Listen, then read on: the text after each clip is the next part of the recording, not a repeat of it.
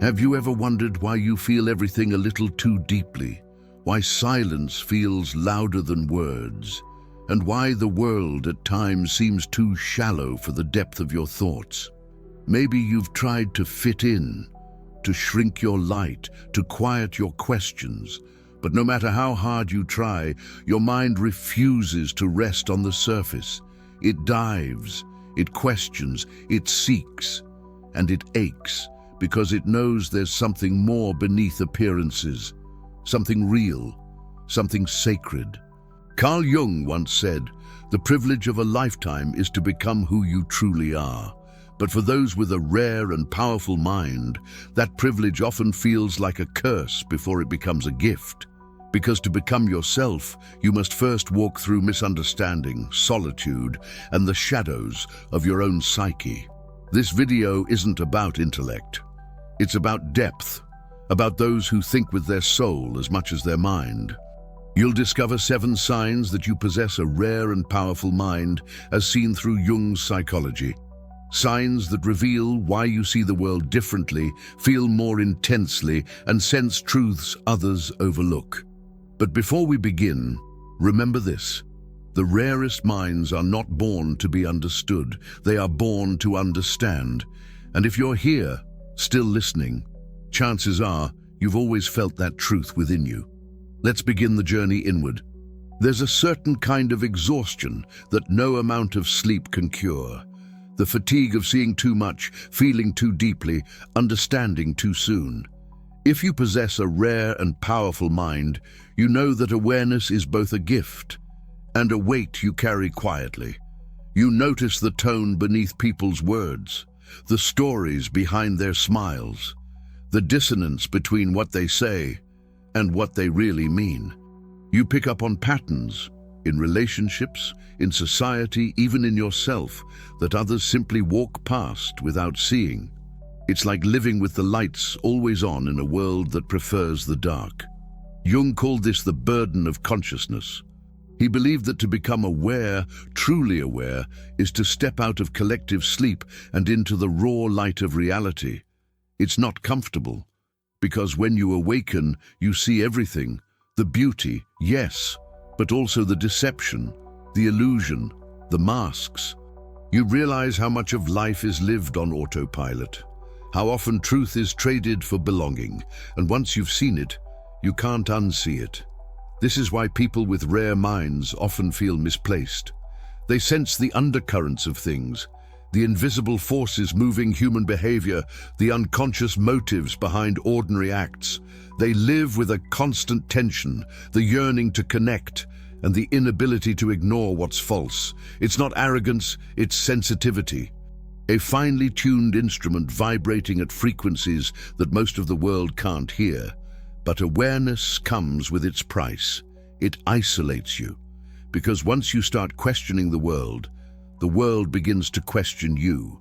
Friends may call you intense, co-workers may find you too much, family may ask why you can't just let things go. But the truth is, you're not trying to complicate life, you're trying to understand it. You want meaning, not comfort, truth, not approval. And that hunger, that spiritual restlessness, is the mark of an awakened psyche. In Jungian terms, this is the first whisper of individuation. The moment you begin to see that you are not merely a product of the world around you, but a consciousness evolving through it. The moment you start asking, who am I beneath all this noise?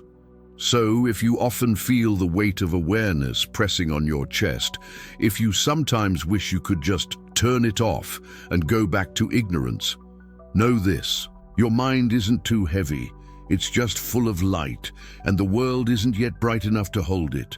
That's why solitude calls to you, not as escape, but as sanctuary. And that's where our next chapter begins. There comes a point when the noise of the world becomes unbearable, when the constant chatter, the endless opinions, the rush of meaningless motion begin to suffocate the quiet pulse of your soul. And so you withdraw, not because you dislike people, but because your spirit can no longer breathe in shallow air. Many mistake solitude for loneliness. But Jung saw it differently. He believed that solitude is not the absence of connection, it's the presence of self. It's the sacred chamber where the unconscious begins to whisper, where the authentic voice, long buried beneath adaptation and approval, finally begins to speak. For those with rare and powerful minds, solitude is not punishment. It's preparation. It's the silent classroom of individuation, where one learns to live with the complexity of one's own nature. When you are alone, something strange happens. The masks fall. There's no one left to impress, no roles to perform, no expectations to meet. And in that stillness, the fragments of your true self, the parts you've exiled to survive, begin to surface. At first, it can feel unbearable. You may feel the sting of isolation, the ache of disconnection. You might even fear that you've lost your place in the world, but stay with that silence long enough and you'll notice it starts to transform. The same solitude that once felt cold now becomes a fire, quiet but alive. It burns away falseness and invites depth. It teaches you to listen to what moves beneath thought, the slow, ancient rhythm of the soul. In solitude, the psyche begins to dream again. It reveals symbols, memories, and intuitions that were drowned out by noise. It shows you the wounds you've ignored, the desires you've suppressed, the truths you've postponed. And slowly, you begin to realize that being alone is not a sign of disconnection. It's the birthplace of authenticity. People often say, "No one understands me." But the deeper truth is, you were never meant to be fully understood by others. You were meant to understand yourself. That's the real alchemy of solitude. It turns absence into awareness and awareness into power. Because when you're comfortable in your own company, you stop seeking validation and start embodying truth. You become someone who doesn't just exist, you emanate. Jung wrote that the individual who can endure his own company has achieved something rare. That rarity is what separates imitation from originality, dependency from freedom, noise from meaning. So if you find yourself retreating from the world, don't apologize for it. The hermit within you is not broken, it's awakening. Your solitude is not emptiness, it's the echo of your becoming. And when you finally emerge from that sacred silence, you'll bring something back with you. A depth of empathy, insight and vision that only those who have walked alone can ever truly carry.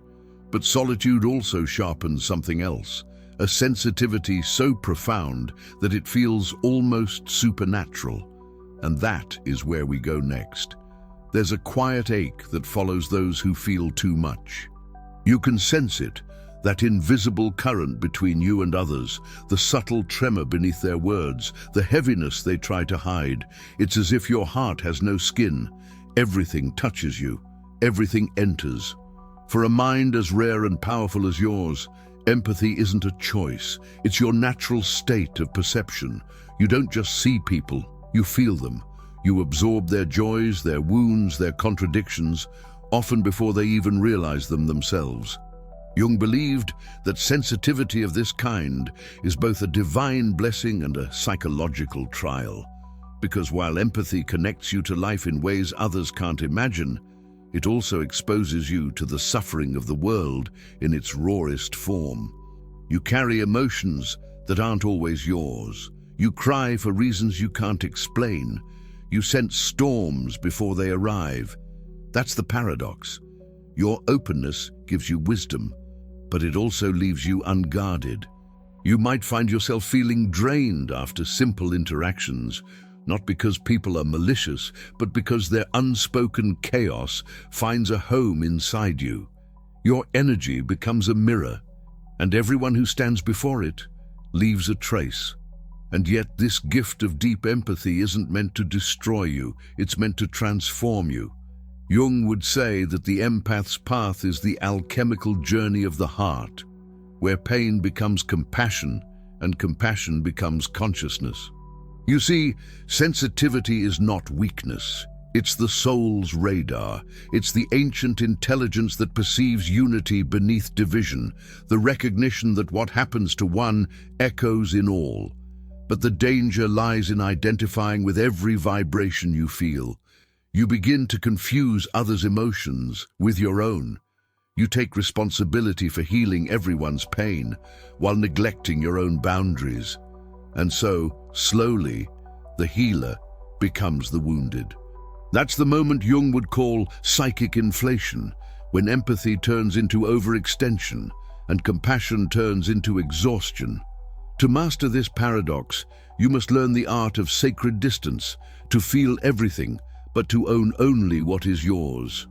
Imagine your heart as a great lake, clear, vast, receptive. When others come to you with their storms, the ripples will move through the water, but the depth remains undisturbed. That depth is your power. That stillness is your strength. Empaths are not here to carry the pain of the world. They're here to transmute it, to turn suffering into wisdom, chaos into clarity, emotion into art. And when you embrace your sensitivity as the superpower it truly is, something incredible happens.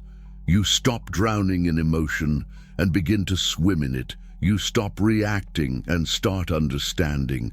You become not a sponge, but a vessel, one that channels feeling without losing itself in it.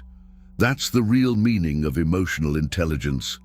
Not suppressing your feelings, but guiding them with awareness, like a conductor guiding a symphony. Because the world doesn't need fewer feelers. It needs feelers who have found their center. And once you find that center, you will encounter something darker, something Jung called the shadow. It's the hidden face of your own sensitivity and the next step of transformation. Every rare and powerful mind eventually reaches a point where awareness turns inward, where the enemy no longer lives outside, but within. This is the moment of the shadow. Jung once wrote, "One does not become enlightened by imagining figures of light, but by making the darkness conscious." It's one of his most misunderstood lines, because true consciousness isn't about purity, it's about wholeness, and wholeness demands that we face what we've been running from. Your shadow is everything you've denied, rejected, or buried. Your anger, your envy, your pride, your wounds, your desires. It's the part of you that learned early on that love was conditional, that some emotions were bad, that certain truths were too much. So you hid them, and they didn't disappear. They simply sank into the depths of your psyche, where they now wait for you to return. For the rare mind, this confrontation is inevitable. The more conscious you become, the louder the shadow whispers. It shows up as sudden irritation, as shame you can't explain, as patterns that repeat no matter how much you evolve. It mirrors you through people who trigger you, those who carry the very qualities you've disowned. But the shadow is not your enemy. It's your teacher. It wants dialogue, not denial. It doesn't seek to destroy your light. It wants to belong to it. Imagine standing before a mirror in a dark room. At first, all you see are distortions, fragments of yourself that feel ugly, dangerous, or unworthy. But if you stay there, eyes open, something strange happens. The fear begins to fade, and behind those distorted shapes, you recognize a deeper self, raw, human, alive. You realize that every shadow emotion once served a purpose. Anger protected your boundaries, envy revealed your desires, fear kept you alive. The shadow, in truth, is your unlived life. And when you befriend it, it releases its power back to you. Your repressed emotions become intuition, your pain becomes depth, your darkness becomes fuel. But few have the courage to do this work, because to meet your shadow is to dissolve your image, to admit that you are both the light and the dark. It's to let go of perfection and step into authenticity. And authenticity always comes with a price, the death of illusion. Yet this death is sacred. For only through that descent can rebirth happen. This is what Jung meant by individuation, the process of integrating all parts of the self into a unified whole. It's not about becoming good, it's about becoming real. So when you notice the shadow rise within you in jealousy, anger, doubt, or shame, don't turn away. Say, "I see you." Because the moment you name it, it loses its power to control you. You can't transcend what you refuse to confront, but you can transform it by bringing it into consciousness. And in that act of courage, the mind becomes something extraordinary, a vessel vast enough to contain both heaven and hell without collapsing into either. That's the secret of a rare and powerful mind. It doesn't avoid the darkness, it learns to dance with it. And from that dance, something visionary emerges, a new kind of sight, one that sees beyond appearances and logic. That is where we go next. There comes a point in every rare and powerful mind's journey when reason alone is no longer enough. Logic, though beautiful, begins to feel limited, because truth isn't always rational. Sometimes it comes in symbols, dreams, and strange coincidences that whisper, there is more to reality than what you can measure. This is where the visionary awakens. For Jung, imagination was not fantasy, it was the bridge to the unconscious, the language of the soul. He believed that dreams, synchronicities, and intuitive insights were not random. They were messages from the deeper self, the inner intelligence that guides us toward wholeness. And those who possess rare minds are especially attuned to that frequency. They see meaning where others see accident. They sense patterns where others see chaos. They listen to what life is trying to say. Perhaps you've felt this before. You think of someone and they suddenly call. You dream of a place before you visit it. You sense an ending before it arrives. You feel drawn to symbols, the serpent, the labyrinth, the fire, not because someone told you their meaning, but because your soul remembers. The visionary within you speaks in this language, the language of the unconscious. It's ancient, non-linear, poetic, and it requires trust, because intuition rarely shouts, it murmurs. It doesn't give explanations, it gives direction. It asks for surrender, the courage to follow a truth you can't yet justify. Most people ignore this voice. They drown it out with noise, facts, and distraction. But if you learn to listen, that inner voice becomes your compass. It doesn't promise comfort, it promises meaning. Jung called this the transcendent function, the mysterious dialogue between the conscious and unconscious mind. When you allow that dialogue, creativity erupts. Insights arrive seemingly from nowhere. You stop forcing answers and start receiving them. This is why rare minds are often artists, writers, healers, inventors, people who don't just think, they see. They turn their inner world into form, their intuition into innovation. They live guided not only by intellect, but by the rhythm of something deeper, what Jung called the self, the archetype of totality. But this gift can also isolate, because when you begin to see beyond the collective illusion, when you sense the hidden architecture beneath existence, you often struggle to explain it. People might think you're too mystical, too abstract, too much. Yet, to the visionary, reality itself becomes symbolic. Every person a mirror, every event an initiation, every hardship a metaphor for growth. The true visionary doesn't escape reality. They translate it. They understand that what happens outside is a reflection of what happens within. They live from the inside out, and this is why Jung said, "Who looks outside dreams, who looks inside awakens." The visionary has awakened. They've discovered that imagination isn't an escape, it's revelation.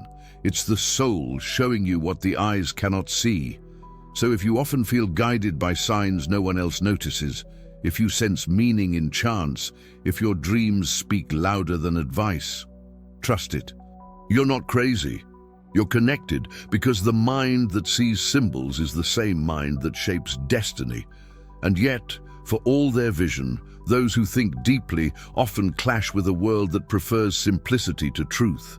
And that's where we go next. There's a strange kind of pain that comes with seeing too clearly. It's the pain of walking among people and realizing that most conversations are camouflage. That beneath smiles, there are masks. Beneath noise, a quiet hunger for something real. When your mind is rare and powerful, you begin to sense this, the collective dissonance. You see how the world glorifies conformity and calls it peace. You notice how society rewards distraction, not reflection. How it fears silence, because silence reveals truth. Jung understood this conflict deeply. He knew that those on the path of individuation, those who dare to think, feel, and live from their own center, will inevitably collide with the collective. Because individuality threatens the system that feeds on sameness. To think for yourself is to become dangerous.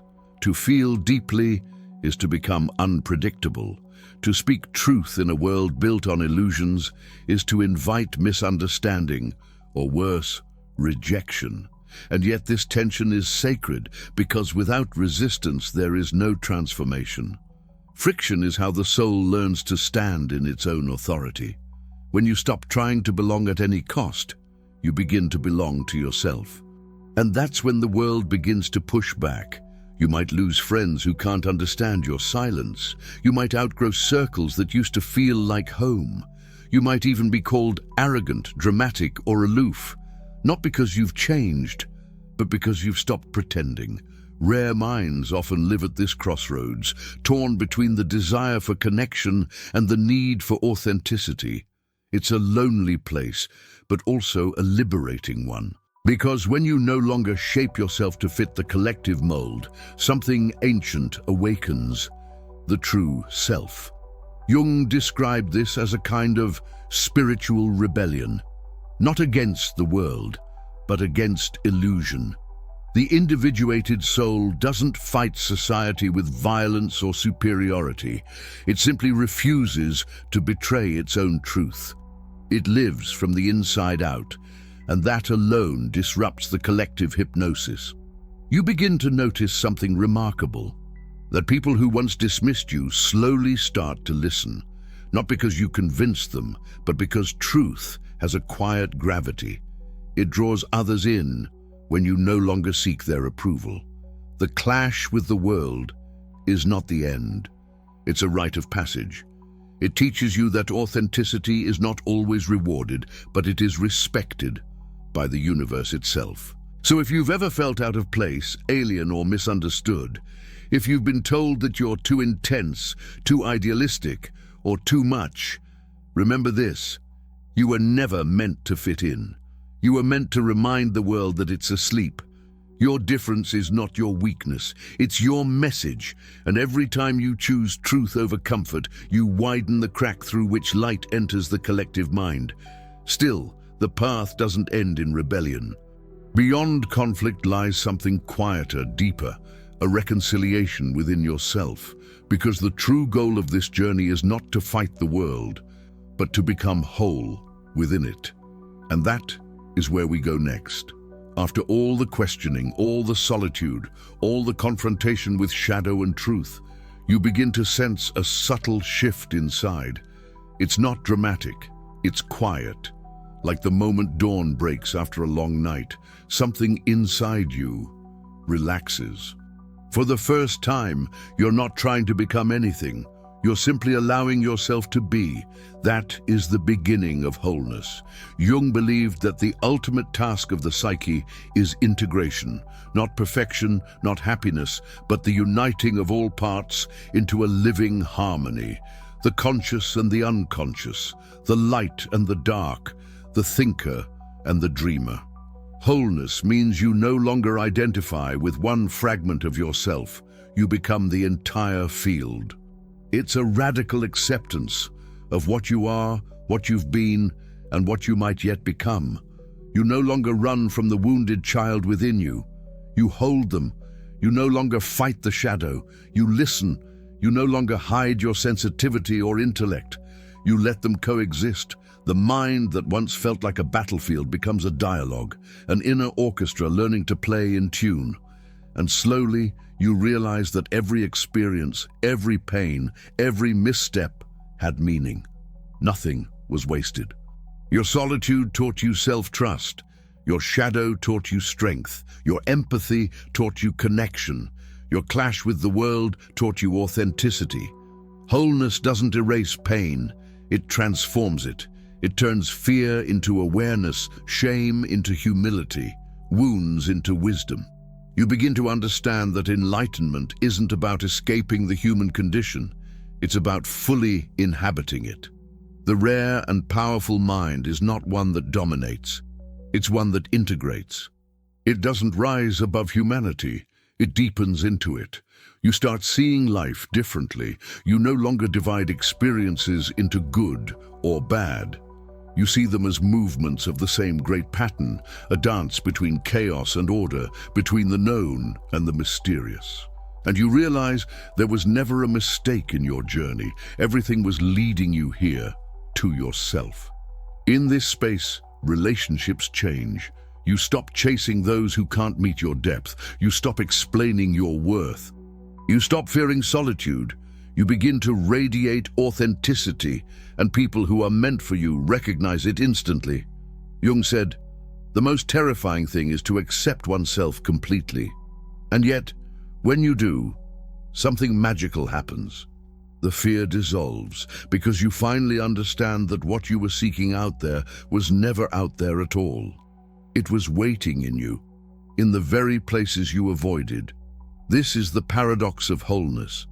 You spend your life searching for light, only to discover that it's been hiding in your own darkness. And when you bring them together, a new kind of power emerges.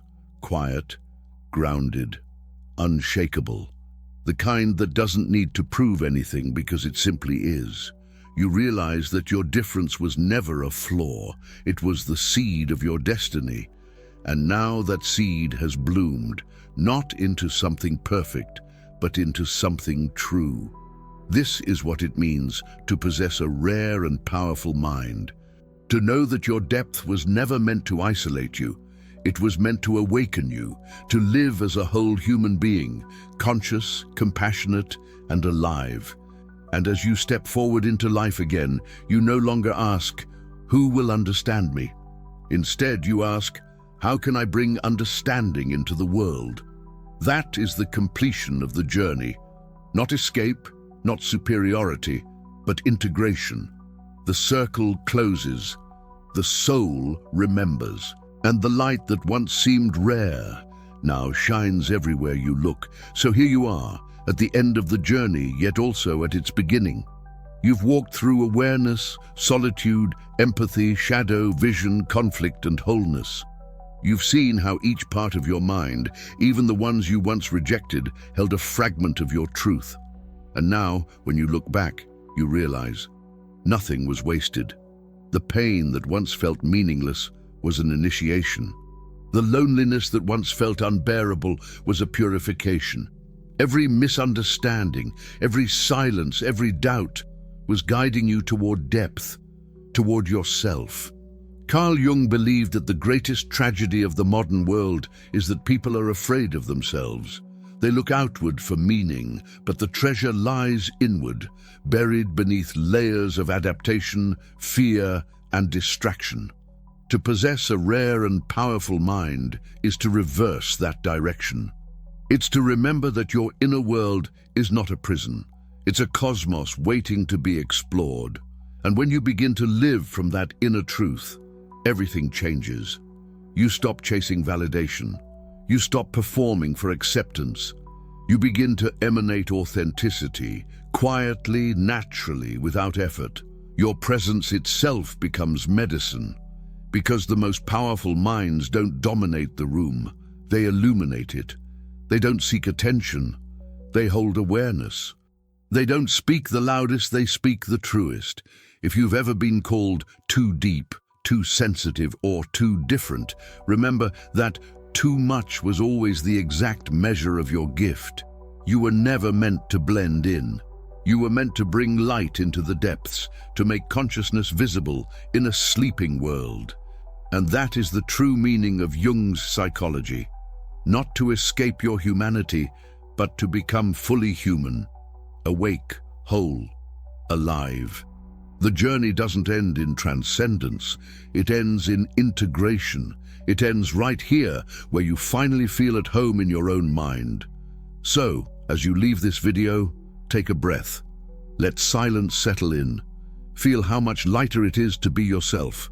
Completely, unapologetically awake. And remember, you are not broken. You are not too much. You are the rare expression of consciousness becoming aware of itself. And that in itself is extraordinary.